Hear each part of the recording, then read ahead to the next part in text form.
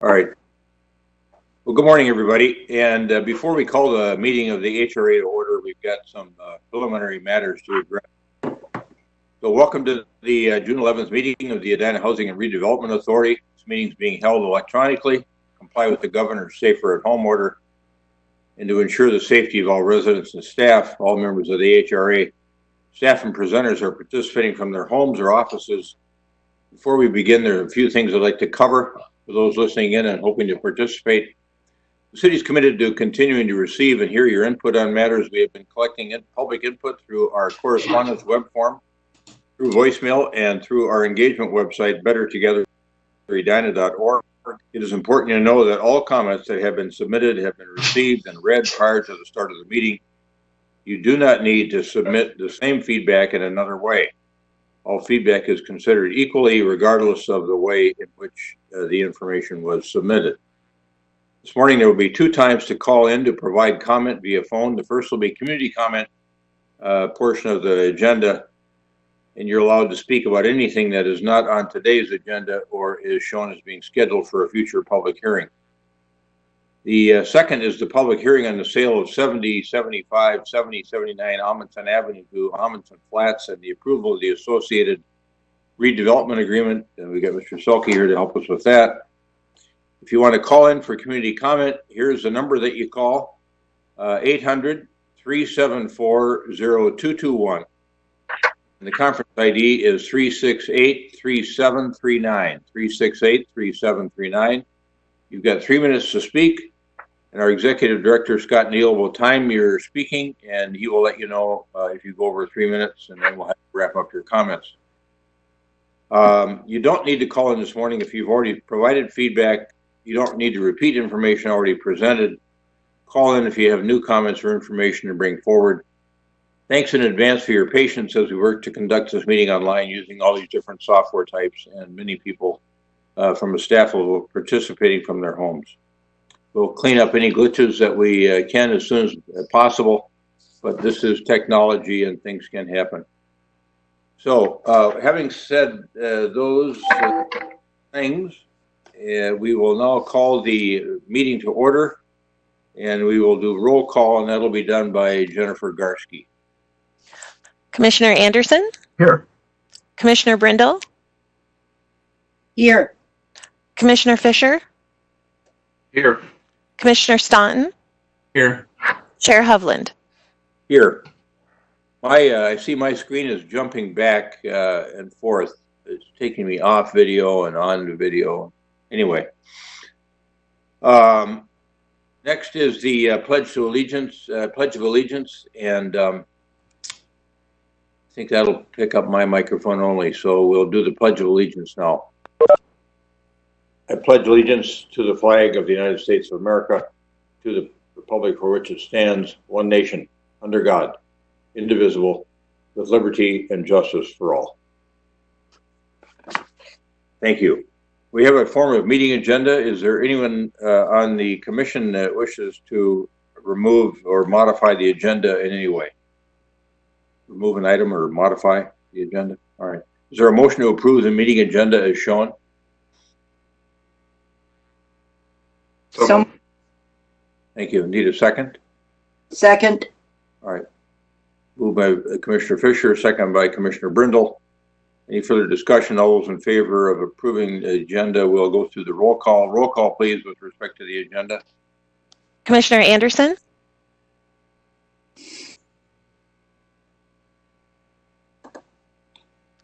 Commissioner Brindle? Aye. Commissioner Fisher? Aye. Commissioner Staunton? Aye. Chair Hovland? Aye. The form of meeting agenda is approved. And now we're going to move on to community comment. And again, I'm being asked by staff to remind residents that if you're calling in and want to speak on community comment, make sure you don't speak about something that's on the agenda today or on a future agenda shown on a schedule. And if you want to participate in community comment, call in now at 800-374-0221. And your conference ID number, again, is 368-3739. Press *1 to speak, An operator will put you in the queue. You'll be muted until your turn arrives to speak, and then you'll be given 3 minutes to speak, and our Executive Director and City Manager, Scott Neal, will let you know when your time is up. Is there anyone that wishes to speak with respect to community comment? Chair Hovland, this is Communications Director Jennifer Benarat. I do not have any callers on the line right now, but I would recommend that you hang on for another minute or two as there is a slight delay in the broadcast. All right, thank you. We will do so.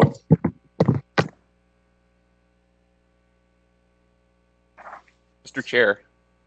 Yes. While we're waiting to see if we have anyone that's going to join us for community comment, I wonder if I could take a moment and introduce our new city management fellow at this time. Oh, yes, thank you very much. Yeah, I would like to do that. Her name is Reese Kareem, and Reese moved to Minneapolis last week and started her new job here last week. And I asked her if she could give just a quick bio of herself and introduce herself to you. Reese. Hello, everyone. My name, like he said, is Reese. I'm originally from Oklahoma, but I moved here from Kansas. I was studying at the University of Kansas to get my master's in public admin. A lot of my experience has been in legislative work. I got my undergrad degree in political science, and I had a focus in law and legal studies. Once upon a time, I thought I wanted to go to law school, but I kind of figured out for myself, I kind of really liked working in local government, so I kind of found another route to get here. I'm really excited to be here. One of my main reasons for wanting to work for this city in particular is all of the affordable housing initiatives and projects that are taking place in the city, so I'm really excited to be a part of that.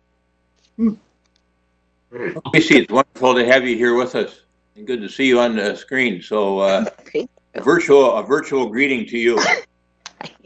Thank you. We'll look forward to hopefully seeing you in person sometime this summer. Yeah. In fact, I think Mike and I need to stop by the City Hall and sign some paperwork. So we'll maybe see you then. Hopefully. Yeah, good point. Director Benarat. Director Benarat, anybody in the queue? No, I don't see anyone, sir. Okay. All right. Let's move on to adoption of the consent agenda. Is there any commissioner that wishes to remove an item from the consent agenda? The only thing on the consent agenda today is the draft minutes of the regular May 28th, 2020 meeting. Is there a motion to adopt the consent agenda as shown? So moved. Second. Okay, Commissioner Brindle moves, Commissioner Anderson seconds. Any further discussion? Roll call, please, with respect to adoption of the consent agenda. Commissioner Anderson? Aye. Commissioner Brindle? Aye. Commissioner Fisher? Aye. Commissioner Staunton? Aye. Chair Hovland? Aye. We will next move on to the public hearing portion of the agenda. We have one public hearing matter to deal with today, and it involves a proposed resolution 2020-03, which would authorize the sale of land to Amundson Flats LP and approve a redevelopment agreement for the property over at 70th and Cahill. And the presentation is going to be by Stephanie Hawkinson, our Affordable Housing Development Manager. Ms. Hawkinson, are you ready to go? I am. Good morning. I apologize if my audio is a little off. My headset decided not to work this morning. So I would like to share a screen. Good. Very good.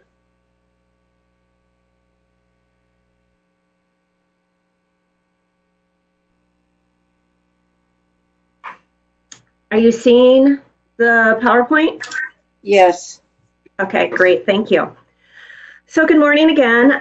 This request feels like it's been a long time coming, but in truth, for affordable housing development, this has been a rather fast process. I'd like to point out that we did receive 2 public comments on Better Together Edina, both of which supported this item. Today, we are holding a public hearing for the sale of 70, 75, 70, 79 Amundson to Amundson Flats Limited Partnership. MWF Properties is a member of the general partner of this limited partnership, creating a limited partnership whereby the investor is, or the limited partner, is 99.99% owner, is the standard structure of affordable housing developments financed with low-income housing tax credits. So what brought us to this action today?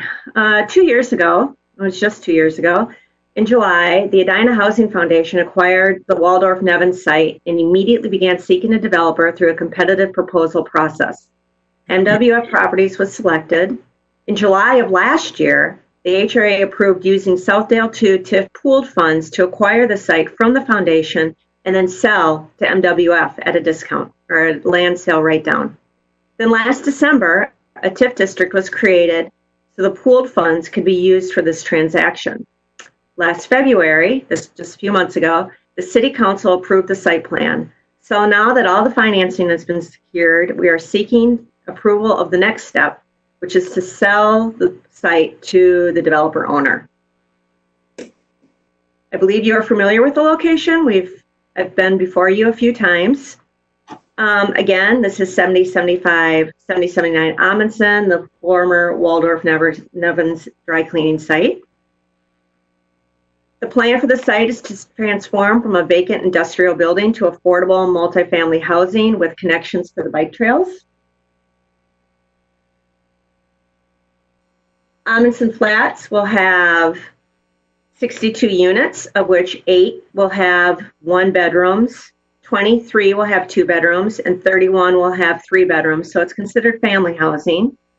The land sale write-down is $700,000, which is 4% of the $17.7 million budget.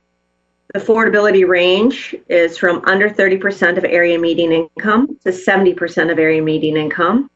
And the city's contribution equates to about a little over $11,000 per unit with an affordability period of 40 years.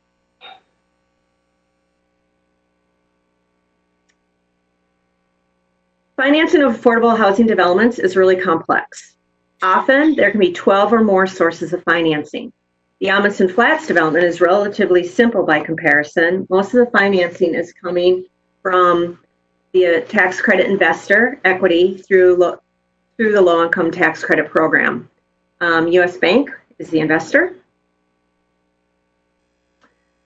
And as I said previously, the city source for the land acquisition and the write-down is the Southdale 2 TIF pooled funds, the portion of which is governed by the special legislation that passed last year. After this transaction, over $4 million will remain in that pool. Even though the HRA previously approved the transaction, you do not yet own the land. It was agreed upon last summer that HRA will acquire the site from Edina Housing Foundation for $1.3 million, and soon thereafter, within minutes, you'll convey the site to Amundson Flats LP.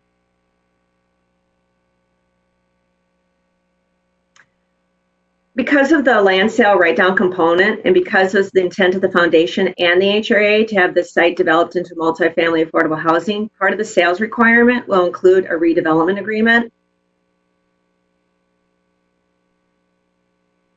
And prior to closing, which we hope could occur as soon as next week, we have been working for the last few months on getting due diligence items from the developer.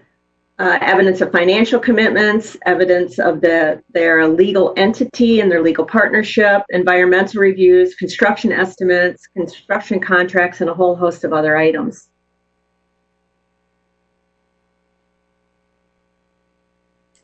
As is laid out in the redevelopment agreement and as a requirement to close, the general partner, MWF Properties, must submit, like I said, a bunch of items on the checklist. And they are responsible for creating the 62 units, overseeing the construction, and maintaining the property for the 40 years. So I have a list of, they bear the financial risk. They have to update all the environmental reviews. They did do all the applications. I helped with some for the financing. They will, since it was a dry cleaning site, there will be some environmental remediation that will need to be tested and confirmed by the state. There will be underground and minimal surface parking in addition to the housing. They will affirmatively market to underrepresented populations.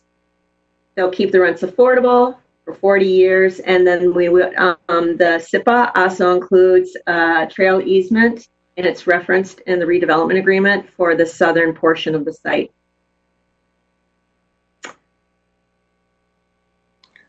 Are there any questions? Other questions? Commissioner Staunton, did you have your, I thought I saw you raise your hand, sorry. Other commissioners have questions?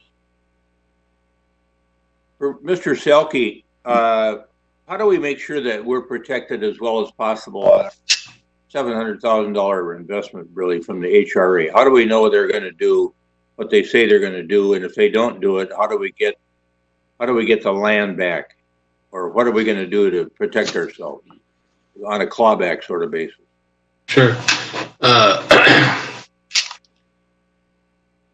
Chair Hovland, I would direct you to a couple of provisions of the redevelopment agreement. There is, for the clawback provision, there's a right of reverter. The developer has until, I believe it's June of 2021 to commence construction of the project.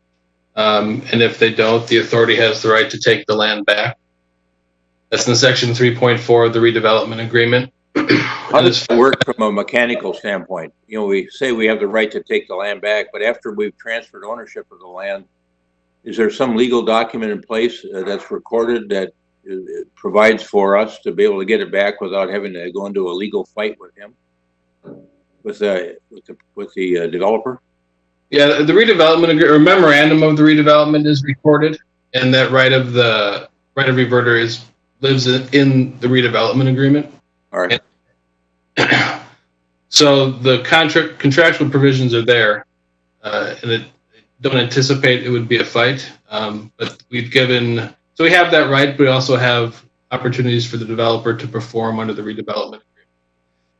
And I think you had asked about other protections.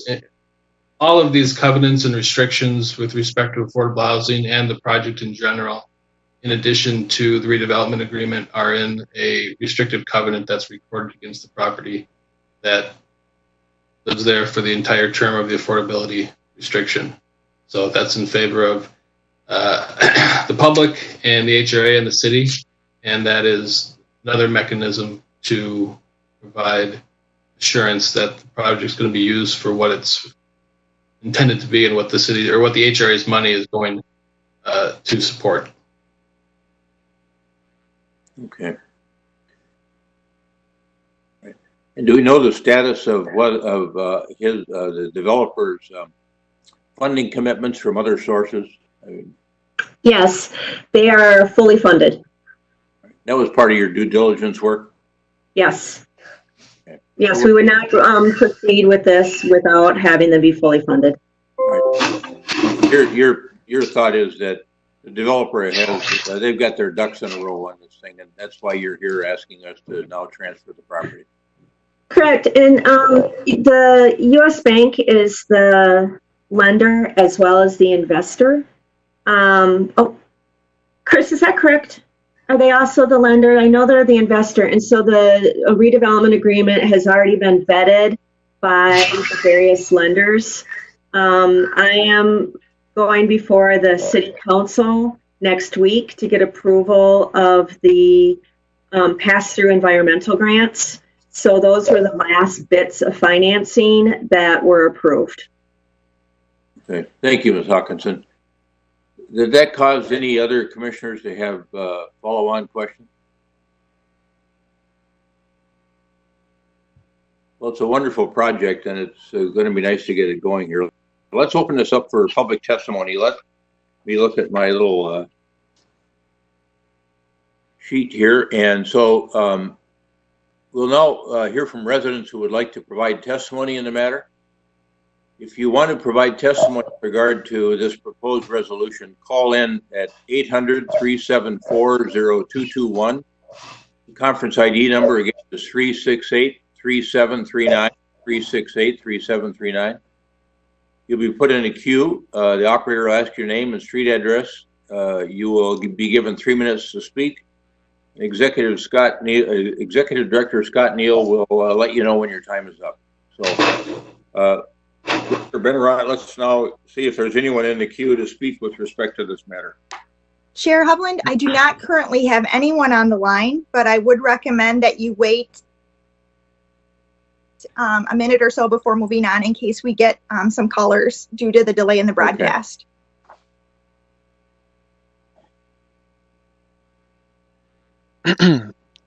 Excuse me, I'm Chris Stoka. I'm with MWF Properties, the developer. Is now a appropriate time to make a couple comments and Sure, go ahead. allow you to? Yeah. Well, Stephanie did a pretty good job explaining things. I don't have anything much to add besides that, although the redevelopment agreement mentions June of 2021 as the commencement of construction date, that's kind of just a worst case scenario that we discussed. Primarily, it's out that far just because of the world was kind of, I guess, more or less in chaos when we first had this draft. So, but we do plan on breaking ground in July or August of this year at the latest. So, when we close, hopefully this month, we'll start on the asbestos remediation and then the demolition of the property, and then do some light grading. And then by that time, we're hoping that the building permit will be approved and allow us to move forward on construction. And I wanted to make, I just wanted to say that, as I'm sure you guys understand, based on Stephanie's summary, these redevelopment agreements are pretty complicated, especially when we have so many partners involved and some tricky financing. But Stephanie and the city's attorney's office did a pretty remarkable job addressing the comments from our legal counsel and our investors' legal counsel, and kind of getting everyone on the same page really quickly. Other communities that we work with on redevelopment agreements, it can take several months to review and get everyone on the same page, and this was just a few weeks. So I just wanted to kind of let you guys know how impressed I was. Thank you, Mr. Stoka, and thanks for joining us this morning. Sorry I didn't see you on the screen earlier. I heard Stephanie ask about Chris, and I thought, who was referring to? So anyway, thanks for those compliments about our staff too. And of course, we're all admiring the fact that somehow you got a haircut. Yeah, it was my wife did it, so it was a very cost-effective option. It was really my only option, so. Well, it was effective. All right. So, Director Benarott, do we have anybody in the queue? No, sir. I think you can move on. Okay. All right. Mr. Stoka, thank you for joining us this morning. We know that you have a good reputation. It precedes you, of course, and that was one of the reasons your company was selected, and it's just going to be a wonderful improvement to that portion of our city. So let's close the public hearing. Is there a motion to close the public hearing? So moved. Is there a second? Second. Commissioner Staunton moves the closing of the public hearing. Commissioner Brindle seconds. Any further discussion? Roll call regarding closing the public hearing. Commissioner Anderson? Aye. Commissioner Brindle? Aye. Commissioner Fisher? Aye. Commissioner Staunton? Aye. Chair Hovland? Aye. Thank you, everybody. The public hearing is closed. We now have in front of us a motion. We need a motion to adopt Resolution 2020-03 and approve the redevelopment agreement. Is there a motion to adopt Resolution number 2020-03 and approve the redevelopment agreement? So moved. Second. Motion by Member Staunton, or Commissioner Staunton, second by Commissioner Fisher. Further discussion? Roll call, please, with respect to the proposed motion. Commissioner Anderson? Aye. Commissioner Brindle? Aye. Commissioner Fisher? Aye. Commissioner Staunton? Aye. Chair Hovland? Aye. Motion passes. Resolution 2020-03 is adopted and the redevelopment agreement is approved. Thank you, everybody, for your great work on this project. Thank you. Thank you. to come forward to. Nice All right. job. That ends the public hearing portion of the agenda, and we're going to move on to reports and recommendations. Ms. Hawkinson has the first matter there as well. And this is a follow-on to her prior presentation, and this is her request to have us approve a revolving loan and grant to expand the land trust program. So, Director Hawkinson. Thank you. I would like to share my screen again, if I may. Yes, please.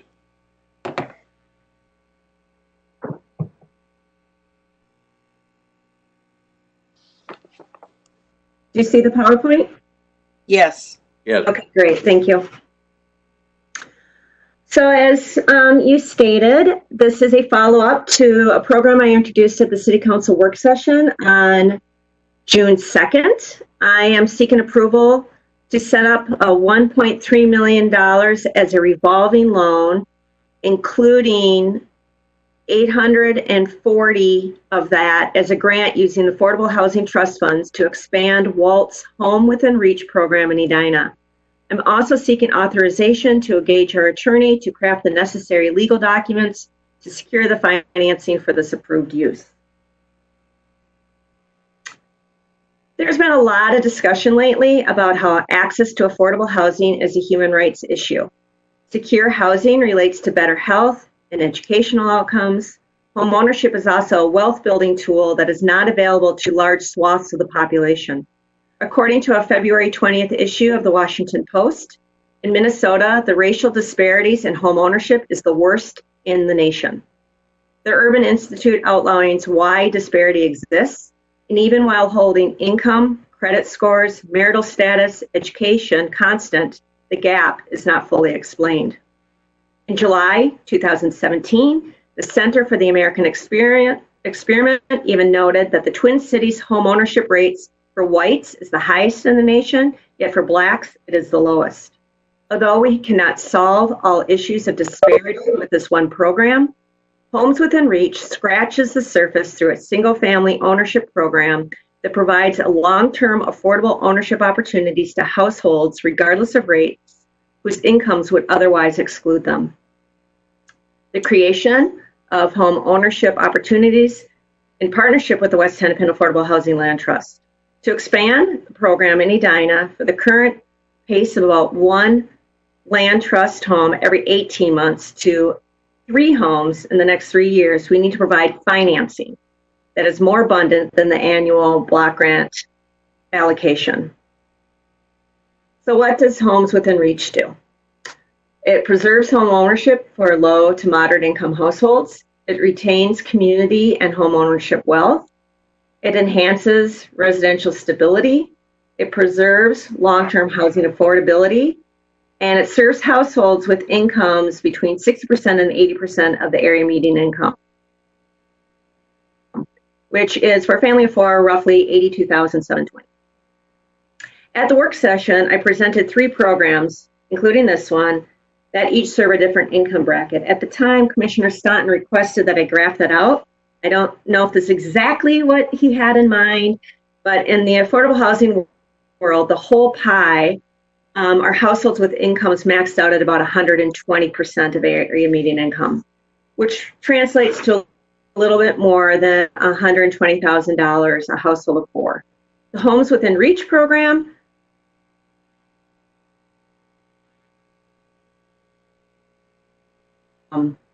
brackets. Since 2002, Homes Within Reach has acquired, rehabilitated, and placed into a land trust 14 houses. This is about 3/4 of a house per year. The average income has been just under $50,000, which is about 60% of the area median income for a household size served. Through this program, about 59 people have been served, and I did have them break it down just because it has been a focus lately and something we need to be cognizant about the number of households of color served. In Edina, of the 14 homes, 25% have been people of color. little over 31% have been single female head of households.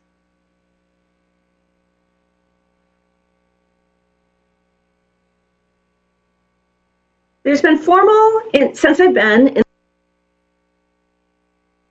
discussion about how the land trust program can be expanded. A well-known obstacle is housing costs. Related to this is the availability of financing. Currently, Edina allocates our block grant money to this program. In 2020, that award was $116,000. Clearly, this is not enough to buy and renovate a home. Therefore, the Homes Within Reach combines our allocation with funding received from Hennepin County and Minnesota Housing. Yet those funds, since they come from state and the county, must be spread through all the communities they serve, and they cannot just be allocated towards Edina. So if we want a greater presence of land trust homes in the city, through which we can provide opportunities for people who are currently shut out from buying here, we need to increase our financial support. So today I'm seeking approval of a revolving loan program whereby Homes Within Reach can use the funds to buy and renovate a house, approve a home buyer, and sell the house while maintaining ownership of the land. The sales proceeds from the sale of the house will be returned to the HRA. The amount of the permanent gap for 3 houses is approximately $840,000. Although this may seem like a lot, please keep in mind that these homes are affordable for 99 years. So prorated out for that time period, the annual gap is about $2,800 per house per year. This I showed you at the slide I showed you at our work session as well. The HRA would keep the funding in-house and in the Affordable Housing Trust Fund until a portion was requested by WALT. So WALT would go out and seek a home, and when they find it and they inspect and create a scope of work, they will draw on funds. They'll request the funds to pay for the acquisition, to pay for the rehab, and all the fees that are associated with that, surveys and lead tests and legal fees and closing costs. And then they will draw again once the rehab is complete to pay for the rehab. And then they will sell the home, and then the price of the house, not the price of the land, would be returned to go back into that revolving loan. What?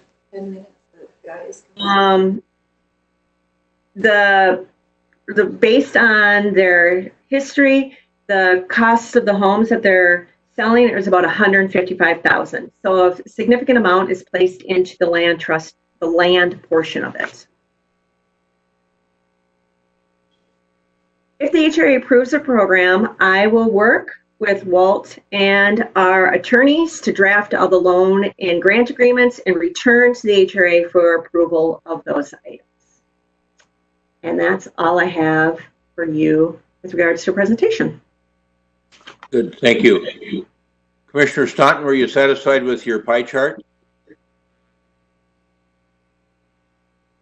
It's delightful. Good. Questions from commissioners? For Ms. Hawkinson, I know we had a fairly lengthy dialogue about this when she made the presentation on the 3 different proposals to hit those different brackets of affordability. But nonetheless, folks may have some additional questions about this particular presentation. Commissioners? Mr. Chair?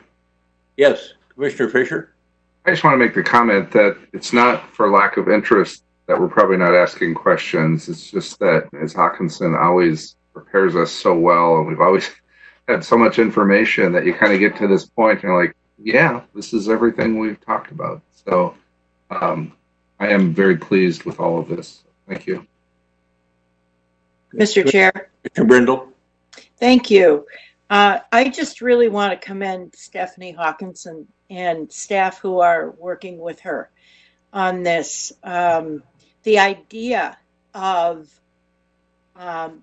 partnering with Walt is something that that we talked about months ago, maybe a year ago, and trying to figure out, how do we do this, and knowing just the little that I do about how much Stephanie, how connected she is with the state housing agency and understands fully all the ins and outs of affordable housing, from how difficult it is to also how to work between the lines and be creative. And so I couldn't be happier. This is amazing. And to be able to secure single family homes for affordable families who need affordable housing, I am very excited about this. Thank you. Thank you, Commissioner. Other comments? Mr. Chair? Yes, Commissioner Anderson. I'm having some bandwidth issues here. So, you're kind of fading in and out, and the audio is breaking up a bit here. I don't know if that's in the system or simply here, but. Commissioner Anderson, you've frozen up again. If you go off of your video, you might be able to stay connected audio. You might choose just to call in with your phone to hear everything. Beyond difficult to establish and put together. So I really commend her in that way, and I think it's something that we can get behind in total as a community and hope for more. Thank you, Commissioner. Other comments from commissioners? This is our chance to praise Ms. Hawkinson at 7:45 in the morning. Who gets compliments at that time of the day? Puts you in another special category. Well, thank you. Well, it was an extraordinary journey, as Commissioner Brindle said, to kind of react to react to the request of the council and the HRA to think about ways that people could own property on an affordable basis in Edina. To try to think about expanding this program was really quite difficult, and as Commissioner Brindle says, quite creative. So thank you for constantly thinking about ways to accomplish the different needs that we think are important with respect to housing in Edina. All right. Is there a motion to approve the revolving loan and grant request to expand the land trust program and authorize staff to engage our attorneys to draft grant agreements and other necessary legal documents to accomplish this revolving loan and grant program strategy? So moved. All right, we got a motion by Member Staunton, second by Member Anderson. Further discussion? Roll call, please. Commissioner Anderson? Aye. Commissioner Brindle? Aye. Commissioner Fisher? Aye. Commissioner Staunton? Aye. Chair Hovland? Aye. I guess I was off on my compliment time. I just looked down. It's actually already 8:10. I thought, man, that went by fast. So anyway, the motion's approved. The revolving loan and grant program, well, strike that. We're going to move towards having a revolving loan and grant program in front of us here with the work of Ms. Hawkinson and our attorneys, but at least this gets them going. So thanks, everybody, for your participation on that. And again, Ms. Hawkinson, thank you for your good work there. And then the final matter in front of us on reports and recommendations today is the Grandview 2 TIF District programming funds for public infrastructure, and Bill Neuendorf, our Economic Development Manager, has this matter. Yes, good morning. Thank you. I will share my screen as well. Let's see.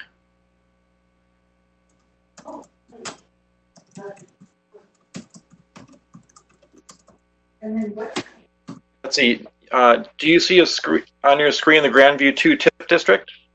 Yes. Yes. Okay, great. Awesome. So this is the topic of our presentation this morning. In 2016, we created this TIF district in the Grandview district. It encompasses just a handful of properties that were publicly owned. It does not include the surrounding commercial properties. But as you recall, TIF districts have a 5-year rule that unless you get a special waiver from the state legislature, you need to take your actions and get things started within that 5-year period. So 5 years for this district is 2021. And we're at the point in time where we need to start making some decisions about types of projects, if any, to implement in this district. The bottom line is, after reviewing the options in front of us, your staff is recommending that we pursue a slate of public improvements, road and utility projects that would total approximately $5 million.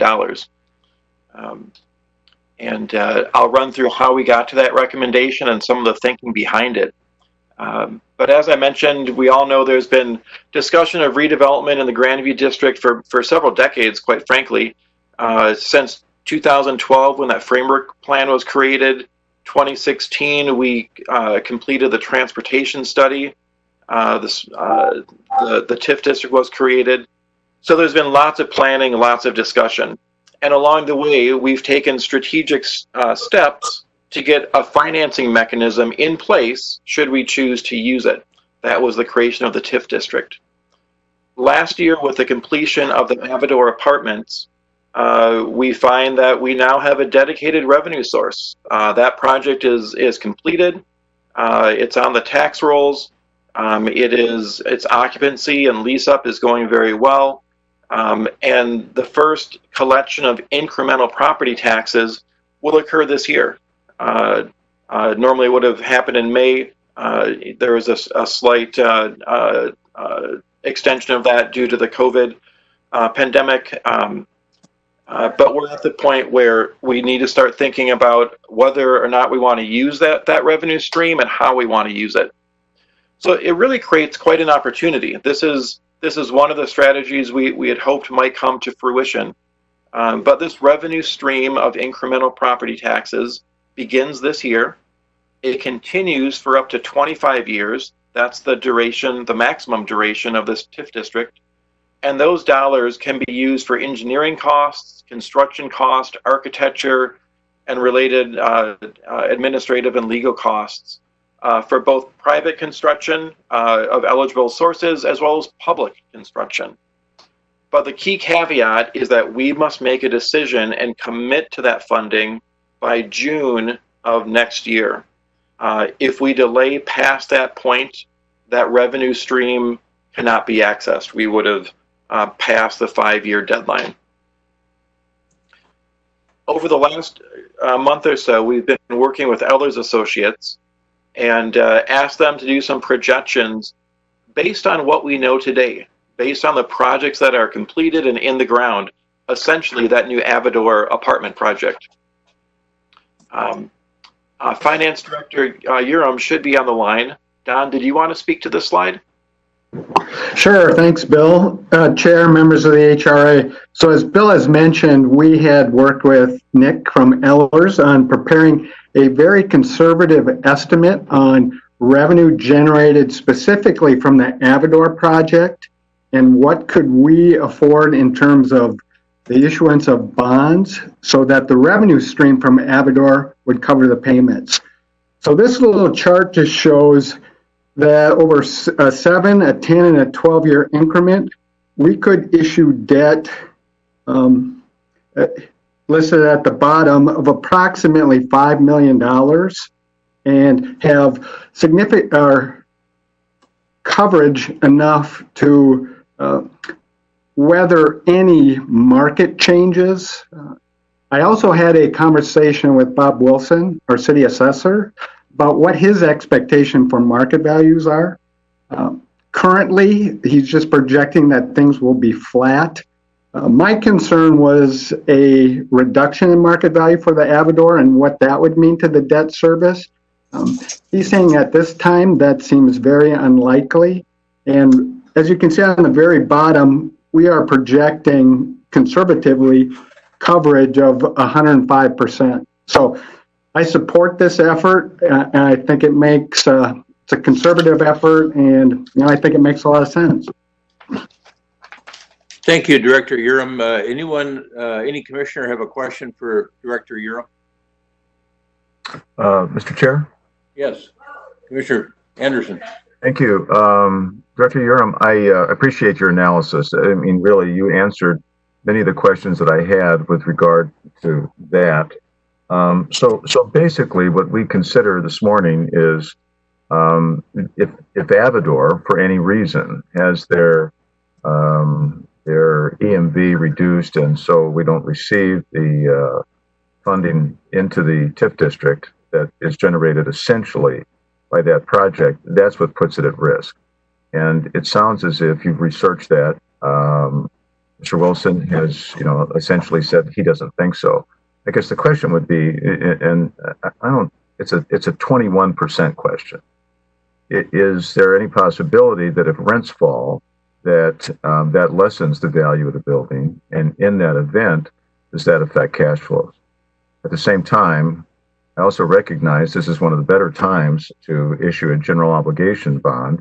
If you can figure out a way to duplicate 1.02%, I think that your analysis is going to prove to be extremely conservative. Director Urim. So I think, just in regards to your kind of statement or your question, there's always a chance that the market value of the property would decrease. We projected this over such a long time period that the district itself generates far exceeds what any kind of debt we would issue. So in a situation where we had a shortfall, we could pay for it from other sources and reimburse. Okay. Good. The other thing, sorry. I was just going to say, the other thing is the only property we're including is the Avador piece.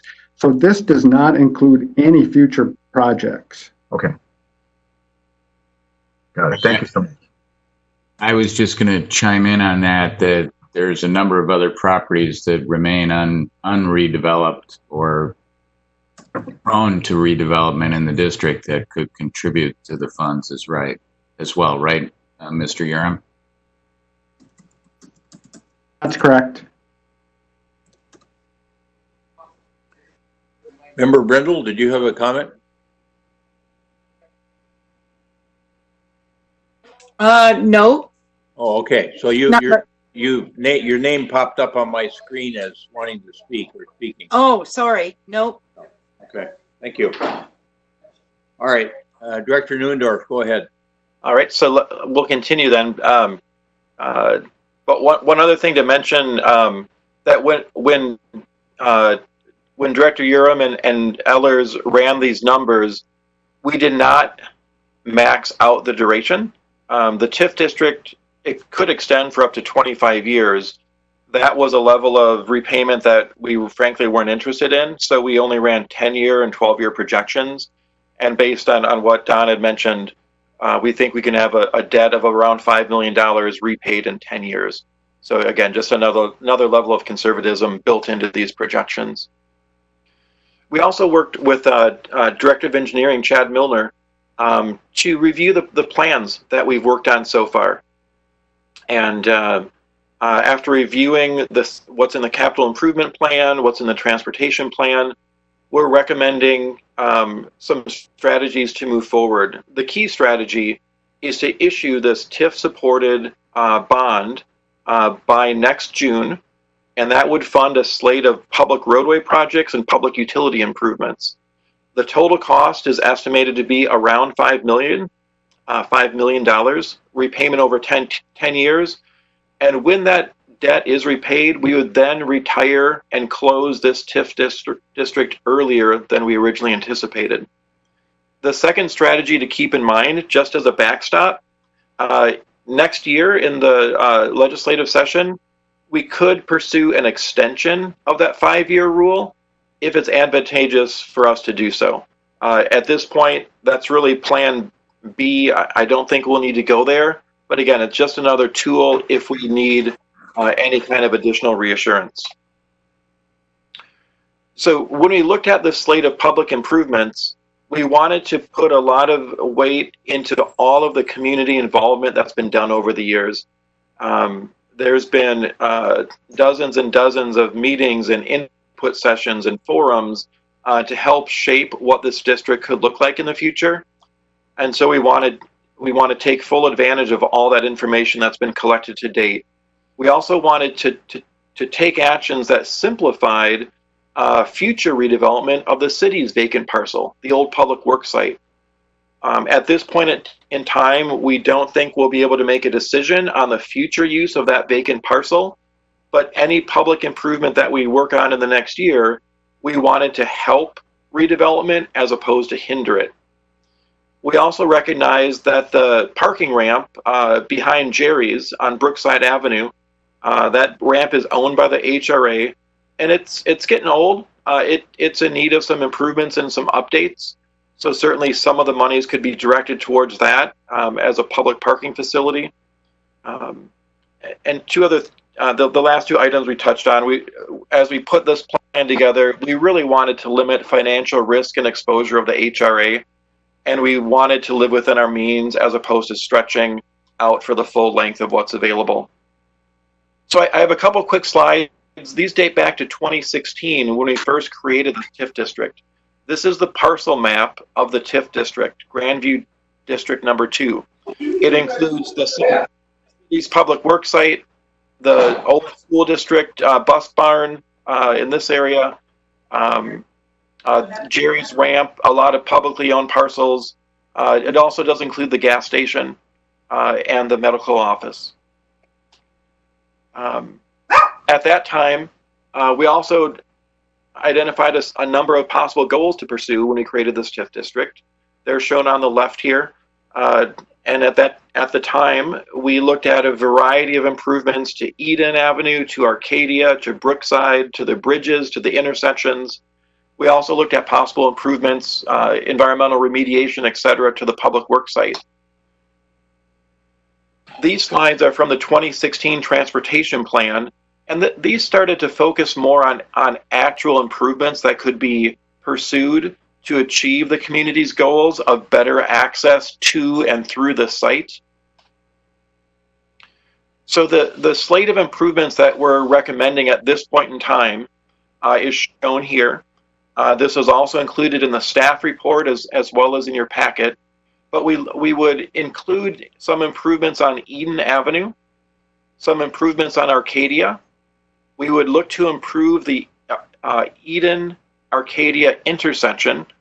One of the things that hampers that intersection is that there's a lift station located very close to the curb that is in need of being upsized and relocated.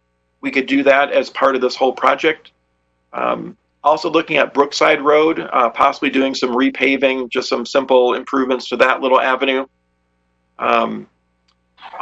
Also including some improvements to the Jerry's ramp. We did slate if there's any land acquisition, corners, et cetera, that are necessary, we could include for that.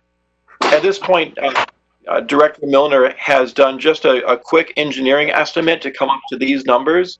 So these are rough numbers. What we still need to do is hire an engineering design firm to really put some detail into these plans and then come up with more firm cost estimates. But at this point, staff recommends a total budget of around $5 million. 5.3 to 5.6 is where we're currently comfortable. This slide shows where some of those improvements could happen.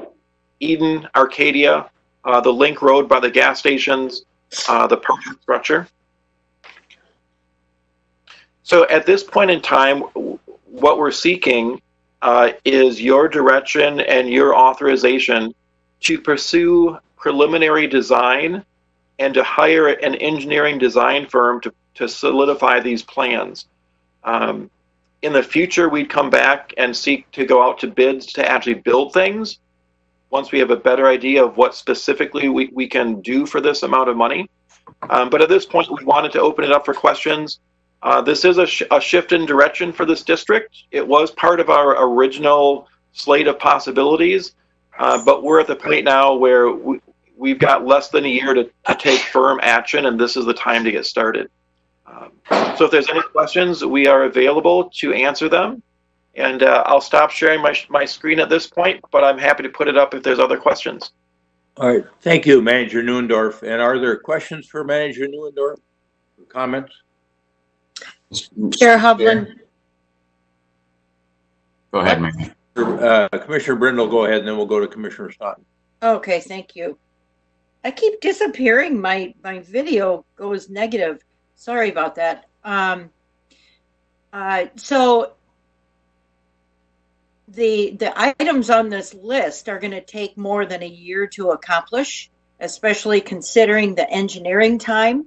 So how far do we need to get to have our toe in the water in order that the TIF district remain the TIF district remains in place and we don't risk reaching the end of it without making enough progress?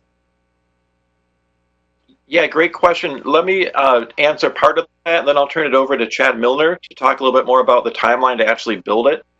The 5-year rule requires the city to make a firm funding commitment within 5 years.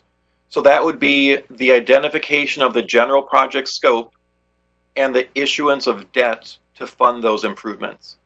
It does not require that we have everything built, but it does require that we have a firm commitment, and that would typically be demonstrated by issuance of public debt. I think Director Milner can give us a little bit more information about how long it takes to go from design to construction to completion. Yeah, thanks, Bill. Members of the HRA, if we get the thumbs up today and can start working with an engineering firm, this aligns very well with our typical projects. You know, we could build all this next year. I would definitely want to do it before in 21 or 22 because Hennepin County is replacing the bridge on Vernon Avenue, and there's going to be some major traffic disruptions there. So I would rather get these things done if that's the direction of the HR, and we could build most of this next year if we get that direction. Thanks, Director Milner. Commissioner Staunton. So that answers one of my questions, which was what's the definition of committed by?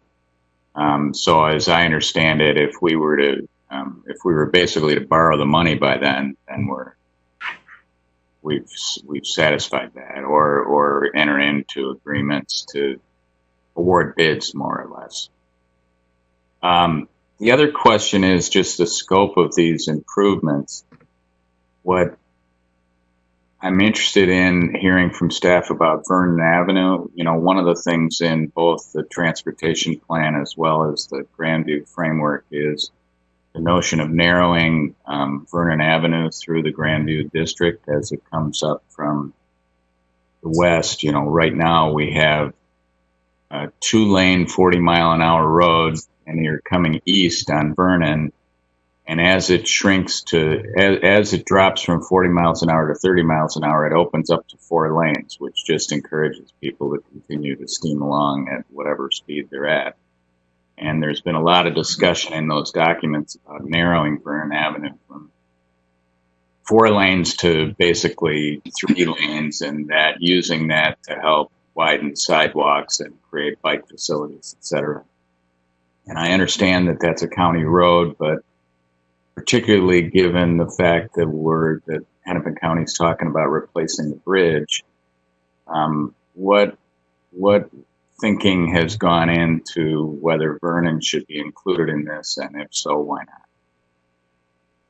Well, I can start that thing. I think Bill would maybe finish it on the boundaries of the district, but the improvements on Vernon, what the county is doing with the bridge and the things we've done with the Vernon interlock and intersection still allow any improvements to happen west of that intersection. The way to go from 4 lanes to 3 lanes is traffic volumes and what is the county comfortable with lane assignments. So current, but the traffic volumes from last year, we got much different traffic volumes today. we were right on that borderline of whether we could go down to 3 lanes to create that space you're talking about. I think once we determine that we want to look at that, that's where we'll update the traffic study, look at current counts, and see what the county is comfortable with for lane assignments and the traffic volumes out there. So with that, I think I'll hand it to Bill on whether Vernon is within the limits of this district or not. Before Bill takes that, can you speak a little bit to the notion of a potential turnback of Vernon? I'm not interested in doing that before the bridge is done, but have you had any discussions with the county about that? We have. Our analysis shows that would hurt the city financially. We wouldn't get enough payback from the MSA system to justify us taking over that roadway. Even if we took it over, I would still have the same transportation criteria of whether or not we would go from 4 to 3 lanes. So I don't think that would change that discussion going forward. It would just change who has to pay for the improvements after, if there were improvements done and we'd work that out with the county, who would have to maintain that roadway and do future improvements. And the way the current MSA state aid system is set up, we would actually lose money in that regards based on our analysis. All right, thank you. Commissioner, go ahead, Manager Newendorf. I want to go back to Commissioner Staunton for a moment. Go ahead, Commissioner. Yep, let me share the screen again. This might be helpful. Make it a little bit bigger. So again, this is an excerpt from the 2016 TIF map. So these are the yellow lines are the parcels that are included in the district. And then the roadways that are adjacent to and surround these parcels are also included in the district. So where these are the 2 gas stations. Edina Family Physicians is here, Jerry's. So this area, this portion of Vernon, I think is pretty defendable as far as making public improvements using these TIF dollars. But as you stray further to the north, it gets questionable whether or not that's within the boundary or close enough to the boundary. I think it's pretty questionable. As you go further to the southwest, it's even more questionable. So for this slate of improvements, we were really focusing on some of these interior intersections. When we use TIF, we'd like to avoid as many gray areas as we can. And just keep it to the simple black and white. Is it an in-district expense or is it not? And that's how that was some of the criteria we used to create this slate of improvements. All right, thank you. Then the last question I had was just, can you give us a sense of over the next year or so, what kind of role either the HRA or the City Council will play in this kind of sharpening of the details? One of the things that comes to mind for me is on your chart, you talk about Eden Avenue and Arcadia and then the intersection. You know, that raises questions in my mind. Are we going to do a roundabout there? What are the details of that? And I'm just interested in how we'll talk about that from a public perspective and what role we'll have in shaping. Yeah, Yep, Chad. I think we would do something similar to some of the other engagement projects we've done related to street reconstruction. We'd love to get the feedback of the businesses here. You think about the parking challenges by Hilltop, some of the drive-through for the coffee shop there. We know there's a need for some maybe additional parking there next to Washburn McGreevy. So we would engage the property owners for those street improvements. We've already engaged the owner on a redevelopment project. They were asking for variance from the council on the church on the southwest corner of the intersection. So we would review the traffic counts and see if a roundabout could fit. Part of that is whether we can adjust that lift station, fit a roundabout in there. And then we would work with MnDOT because they have that southeast corner of using some of that property for a roundabout. When it comes to the Jerry's ramp, we would engage Jerry's in that group of owners to see what are some capital improvements. We would review the structural reports that we've done. We have some structural things that should be addressed in the next few years. So we would engage those property owners in the area and then bring back those comments for council and HRA consideration as we got to kind of these layouts, similar to what we did on 58th Street. All right, thank you. Commissioner Staunton, could you give us a quick update too on the work you're doing with respect to the bridge over the railroad tracks on Vernon? You're on our team from the city along with one of our residents from Grandview Square. Sure, we participated in a group that selected the consulting engineer, and Chad was part of that as well. And really, since then, we haven't had much of our engagement group together, but I suspect that it'll be coming around, and maybe Chad can give us more details on that. Yeah, thank you. The technical advisory committee, kind of the technical folks, the engineers and architects, have started meeting monthly now, and the engagement team plans to do that work later in the summer. So the engagement piece is coming. They're trying to get the technical kind of basics down first regarding the bridge and the railroad and some of those elevations and horizontal alignment stuff. So it's kind of where we're meeting now through 23. They want to award a contract in the spring, winter of early 23 and do that work in 23. So looking to have anything we want to do in this area either done before or after that. Okay, good. Thank you. With respect to Mr. Manager Neuendorf, and some of the timing involved here, given me a little bit of concern about the Grandview, our Grandview property, in terms of somebody that we decide we want to work with there on a particular type of project. What do we need to be mindful of relative to use of TIF at that location over and above what we're talking about here with respect to transportation and other infrastructure improvement? Good question. So these public improvements would be funded at this point purely from the incremental taxes paid by the outdoor project. So if another project were to come online, like the city's public works site, that's additional revenue that we haven't even started to count. The caveat, though, is with the 5-year rule, we would have to have, if we want to move forward with the city's public works site, we would need to work at light speed so that that project could also be committed by the same June 2021 timeline. At this point, staff has not done a whole lot of work. We were directed to wait until the housing task force was finished with their work before we took further steps on this property. Our last discussions, we were envisioning possibly a senior age limited cooperative building, some shared space, maybe an office, medical office, retail, depending on what the market was ready for. But at this point, staff has not moved that forward, pending your direction about the housing task force. Commissioner Fisher?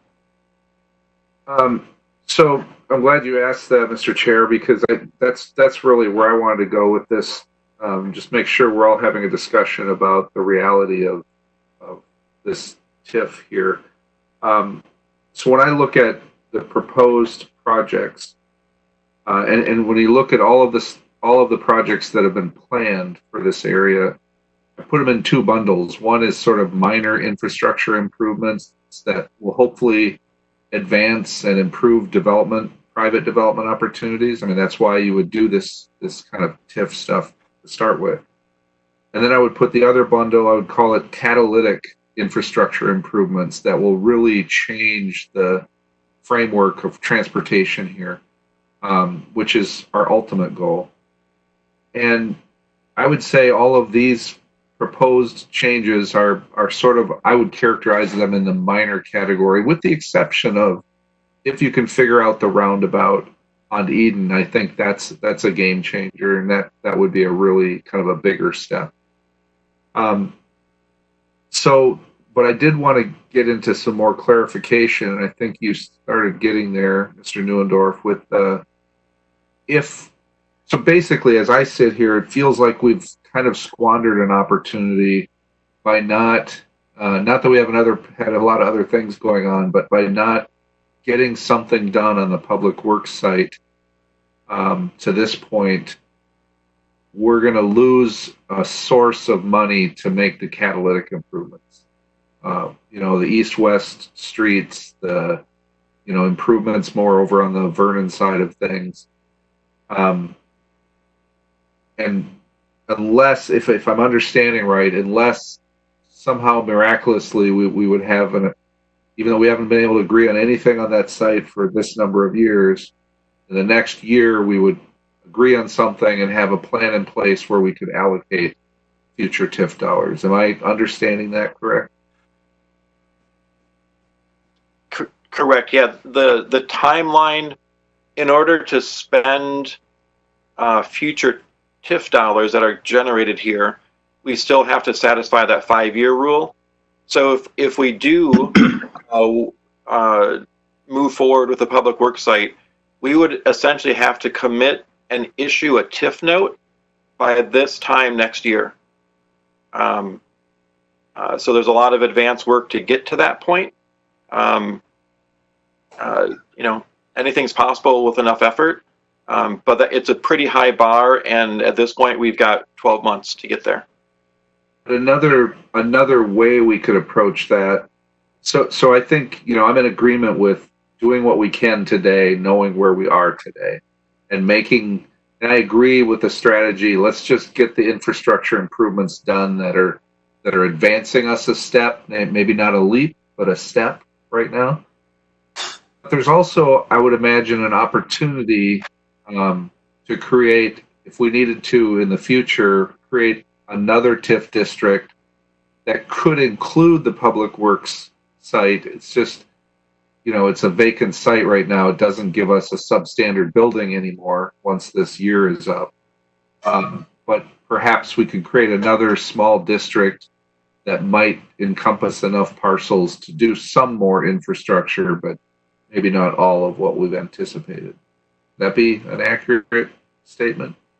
Yep, definitely. Yes, that is another strategy. I mean, this is Grandview TIF district number 2. There was a district number 1 that had certain goals that were met. This second district could create or could deliver some goals, and in the future we could create a third one, again to you know, to use as a means to get additional improvements. All right. Sure. Thank you. Chair, members of the HRA, and I'm not recommending this approach, but again, we made a very conservative estimate on the revenues generated, you know, just based on the Avador. We could redo the estimate and, you know, make some assumptions about what's going to happen over the next 3 years to see what kind of revenue it could generate, and look at issuing debt based on these assumptions. I don't know what additional dollars that would create, but it's probably worth the effort to take a look at it. And I'm sure as we do that, Chad could, you know, relook at the projects and, you know, determine which additional projects we could accomplish.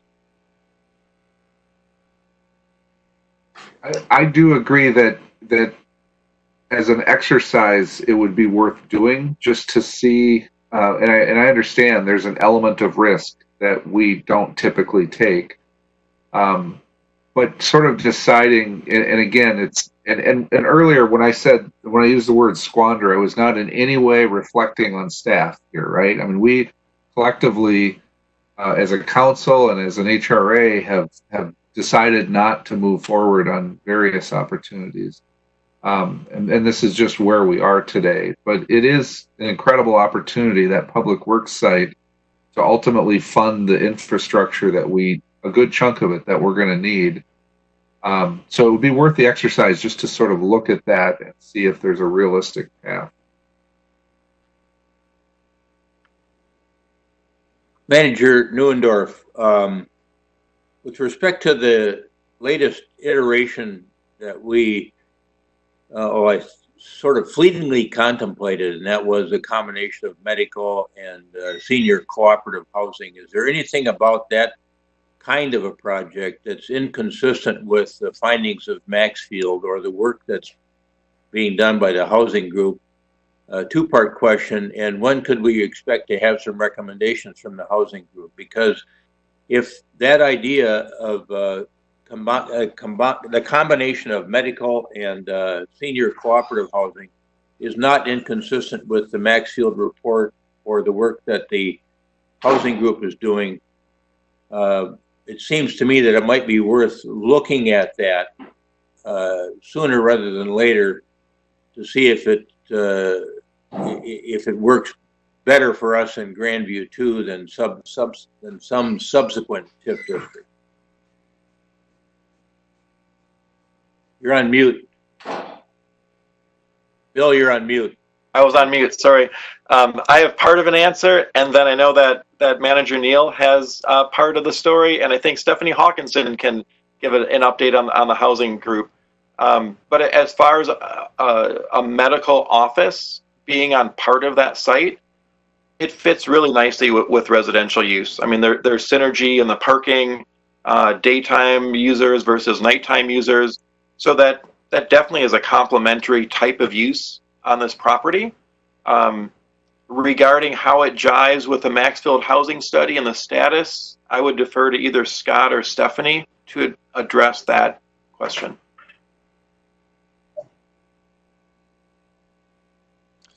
Mr. Chair and members of HRA, I think while Stephanie could give us a more realistic view of when we might have recommendations, I think it's a bit of time yet. They are continuing to work through the analytical phase of their work, but I wouldn't expect to have recommendations before late this year. Stephanie, is that fair to say? I think it's fair to say at the very last meeting of the year. Yeah. Then let me repose that question about inconsistency of that model that we've been discussing, combination of medical office and senior co-op. Is there any inconsistency with what you're seeing so far in that particular type of project in case you wanted to pivot and take a look at that again sooner rather than later? Chair, Commissioners, the Maxfield study pretty much supports or shows a need and demand for all types of senior housing. All right, thank you. Mr. Chair, I think that one of the steps in this process that we have struggled with over the past 5 or 10 years really has been, do we want to just engage kind of bilaterally with a select developer, and we have done that before, or do we want to have some sort of open process, RFP process, RFQ process, where we select a development partner through that? Even both of those processes take a while themselves, and that part of it eats into our 1-year time frame as well. So we will have to have some kind of discussion with the HRA and or the council on that particular question, because we know that you're getting questions from developers. We get questions from developers too about that piece of land. It's valuable and it has a lot of potential.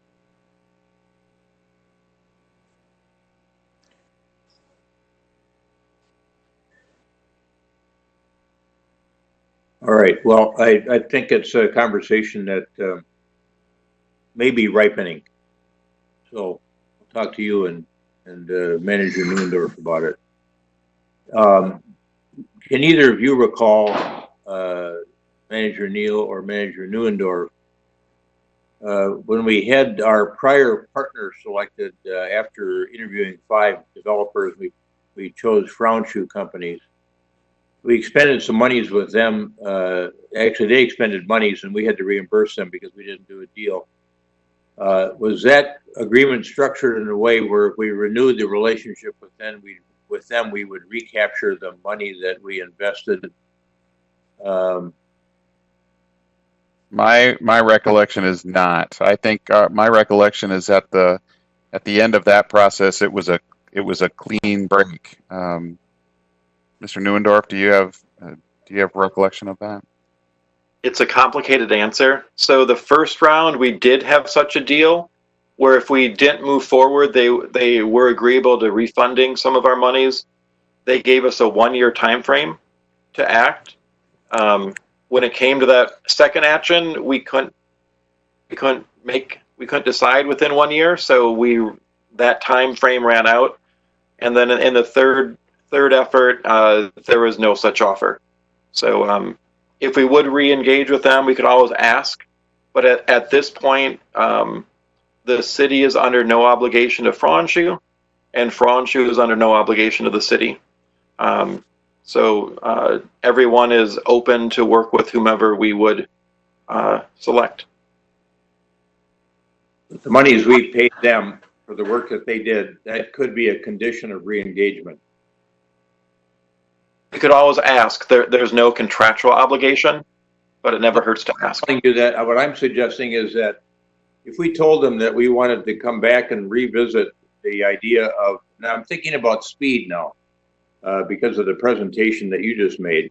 If we came back to them, our former chosen developer, to talk about a combination of medical office and senior cooperative housing on that site, it seems to me that Manager Neal's making a good point that we tell them that we could go this alternative route of doing an RFP. But we have some interest in potentially re-engaging with you, but a condition of that re-engagement solely with you as opposed to doing a RFP would be that you have to refund that money that we paid to you. We could. I think what would be really valuable to staff at some point, and I know this was not on your agenda today, though, is to get the collective opinion of the HRA on that question, because we get it a lot about would we be willing to do a bilateral redevelopment deal with a particular developer or not, or do we feel compelled to have some kind of process? It's a fundamental question that would be helpful for us to have an answer to. And council and HRA is really the only entity that can answer that question from a legal perspective. And if you think back from the beginning on this site, we've never had a problem coming up with interested developers wanting to build private development on this site. We have all kinds of choices, and we could have built all kinds of things. The holdup has always been our wanting a public element and our not being able to kind of have enough inertia and enough willingness to invest whatever that's going to take to build that public element. And I think to Director Uram's point just a little bit ago, it is feasible in the next year. Now, it's not going to be easy, but to get far enough where we could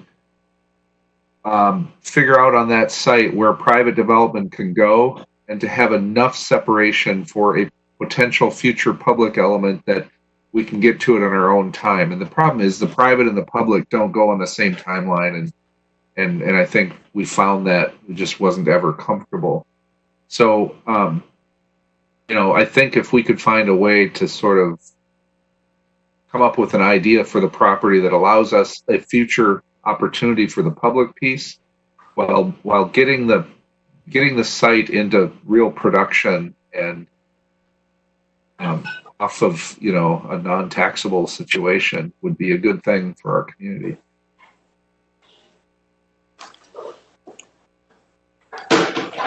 Okay. All right. Well,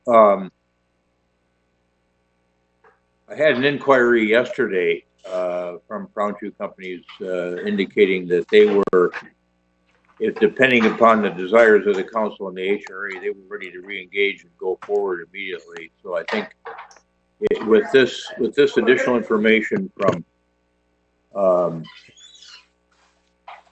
that's been presented to us this morning, it makes me wonder whether it's worthwhile having a HRA conversation with them in the form of a work session to decide if we're interested in going that route.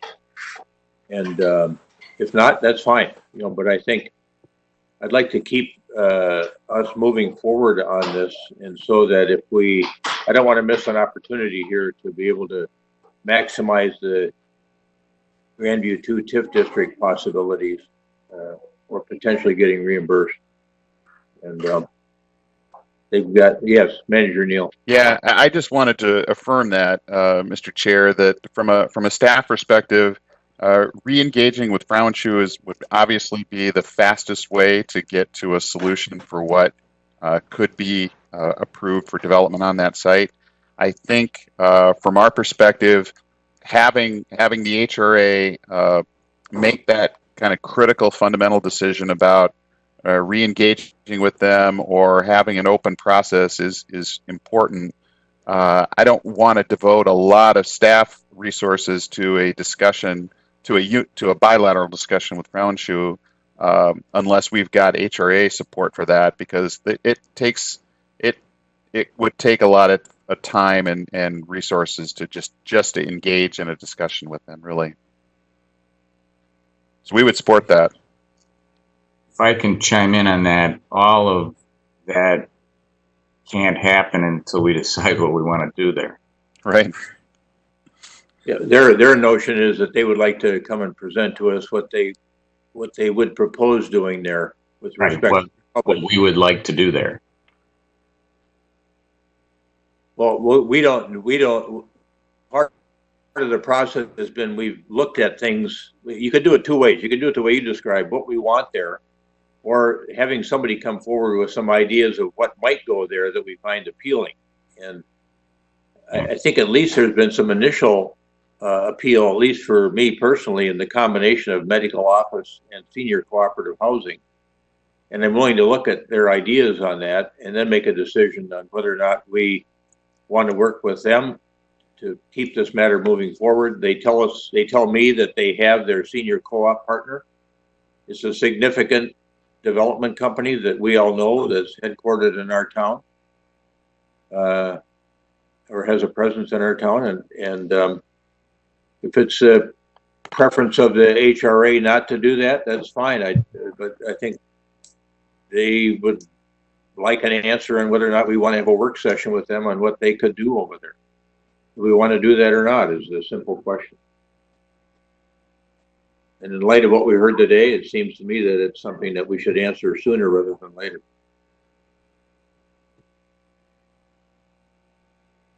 So, Manager Neal, have this an agenda item on the next HRA meeting and have a more robust conversation. Yeah, or people could tell you and Manager Neal offline if they want to, if they're interested or not, I suppose. Sure.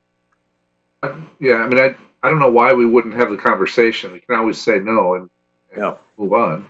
But it would be, I didn't realize that there was actually an opportunity to hear an actual presentation about an idea. And I think that would be worth putting on the agenda and hearing it. Yeah, well, I just got the call last night at 6 o'clock that they're ready to go. If we're so inclined to speak with them. And that was an issue I wanted to raise first with Manager Neal and Manager Neuendorf, but I think it's fortuitous that we're having this conversation about Grandview 2 TIF district right now. And so I think putting it on the agenda next time is a good idea for a more robust conversation and gives people a chance to think about it just a bit. We can do that. Okay. All right. Is anyone else, we have to deal with this matter now. So is there a motion to authorize staff to solicit engineering and design of public improvements in the Grandview 2 TIF district? Want me to restate the motion? So moved. Is there a second? Second. Second by Member Fisher. The mover was Member Anderson? Yes. Motion and a second to authorize staff to solicit and hire engineering and design services for public improvements in the Grandview 2 TIF district. Any further conversation, discussion? Oh, yes, Member Brindle. Commissioner. if we're going to have a conversation about the development of the former public works site, should that conversation come before this decision on engineering and the road improvements, the public improvements in the area? And I'm just wondering which should come first. Manager Neuendorf or Director Milner? Director Milner might have some input, but at this point, we're not seeking approval to actually award a contract. We're seeking approval to start conversations with engineering firms. So when it comes to hiring and actually entering into a contract, I believe we would bring that back to you at a future meeting. So I don't think it's too early to start the conversation, but I think both are important.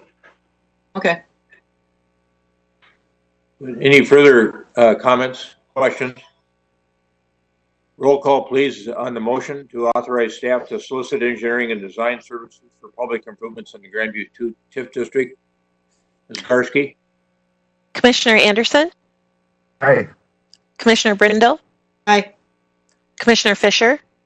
Aye. Commissioner Staunton? And Chair Hovland. Aye. Motion passes. We have one letter in our correspondence, Ms. Garski. Is that it? Yep, just one letter was received. Okay. Comments from HRA commissioners or executive director? Yes, Mr. Chair, if I could ask Mr. Neuendorf, he wanted to give you a brief update on what's happening at Pentagon Village. Thank you. Yes, thanks. I wanted to provide an update. So the Pentagon Village is starting to shape up and look more and more like a project. So we're actually meeting with a developer later today to walk through and survey their progress. The two retail buildings, the shells are largely complete. They have 3 of the 4 tenant spaces leased to food operators.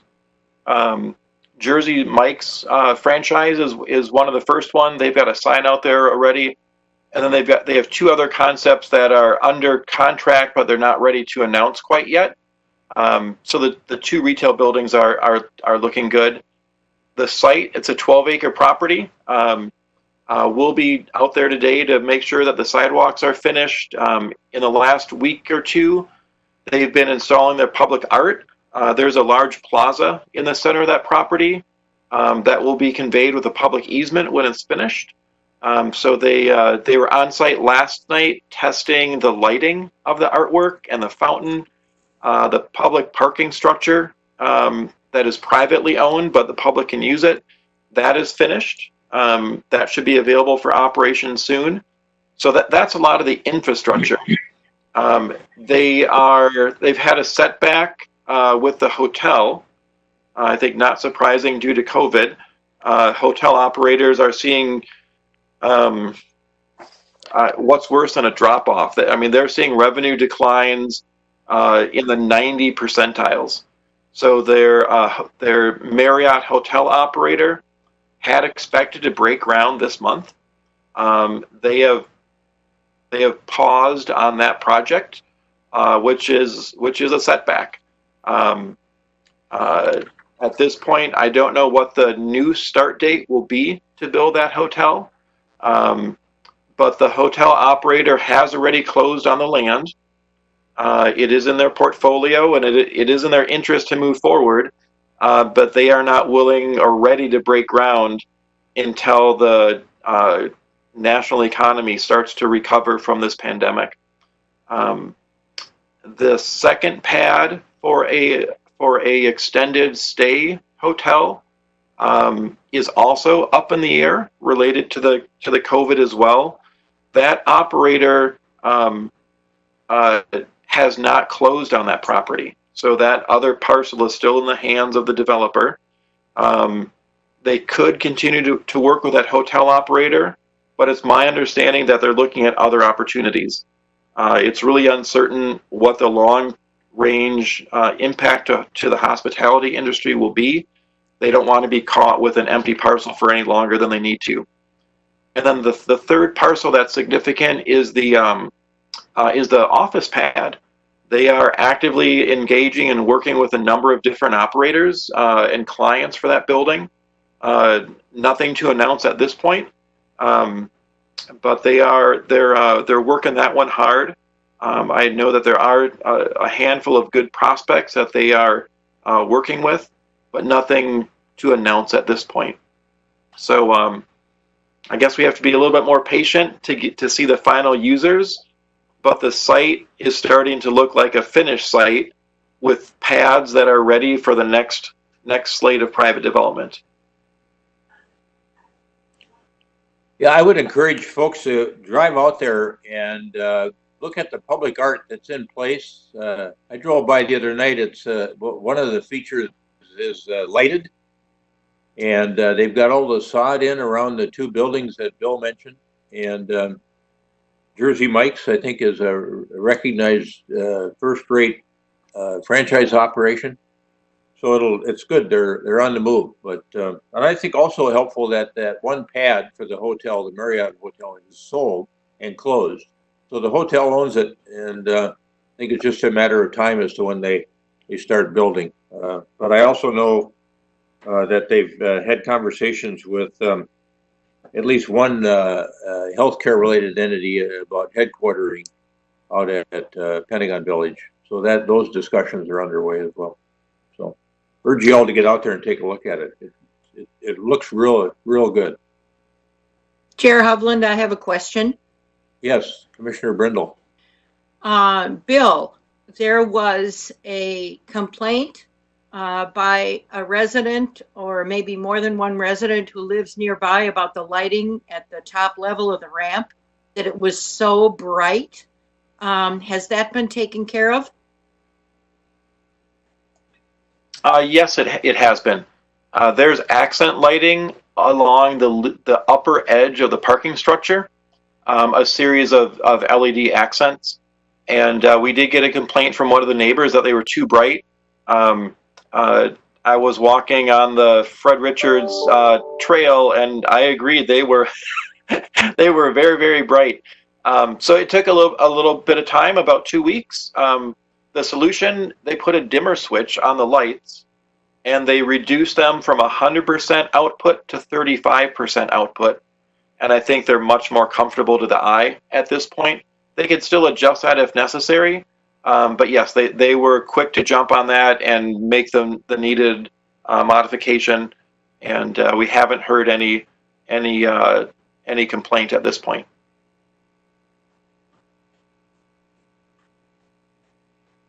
Okay, anything else, Manager Neal or Manager Newendorf? Nothing from me. Okay. Is there a motion to adjourn? So moved. Motion by Member Brindle, second by Member Fisher. Commissioner Fisher. Further discussion with regard to adjournment. Roll call, please. Commissioner Anderson? Aye. Commissioner Brindle? Aye. Commissioner Fisher? Aye. Commissioner Staunton? Aye. Chair Hovland? Aye. Good to see y'all. And looks like we got some good weather coming our way. So we stand adjourned.